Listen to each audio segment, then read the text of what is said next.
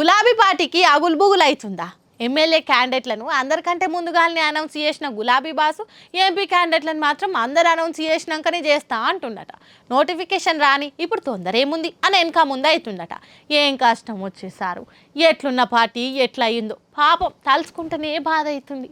Car పార్టీలు జర చల్లబడ్డట్టున్నారు. Car షెడ్లకు పోయినప్పటి సంది ఉత్త సైలెన్సర్స్ అప్పుడే అవుతుంది కానీ అది చాలా అయితలేదు, ముంగటి పోతలేదు. అయితే ఎంపీ ఎలక్షన్లలో జర డక్క కొట్టి అయినా ఓ 4 అడుగులు ముంగటికేద్దామని చూస్తున్నారట. అంతా బానే ఉంది కానీ మరి క్యాండిడేట్లు ఎవరు అనే కానే కొంచెం వెనక ముందు అవుతున్నారట.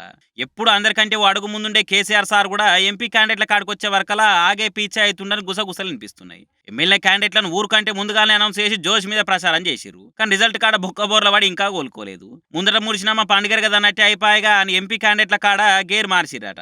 నోటిఫికేషన్ విడుదలైనాక కాంగ్రెస్ వాళ్ళు బీజేపీ వాళ్ళు వాళ్ళ క్యాండిడేట్లను అనౌన్స్ చేసినాక బీఆర్ఎస్ క్యాండిడేట్లను బయటకు విడుదల చేస్తుందట.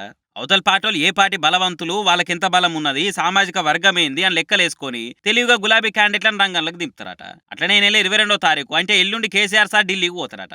ఏదున్నా పెద్ద సార్ ఢిల్లీకి వెళ్ళి హైదరాబాద్కి వచ్చినాకనే క్యాండిడేట్లు గిన్నెట్ల మీద మాట ముచ్చట చేసుకుంటారట. అబ్బా, ఇంత యుగరం ఎమ్మెల్యే ఎలక్షన్లు అప్పుడే ఉంటే ఎందుకు ఓడిపోదురు సారు అని అనుకోబట్టి ముచ్చట చూసినోళ్ళిగా.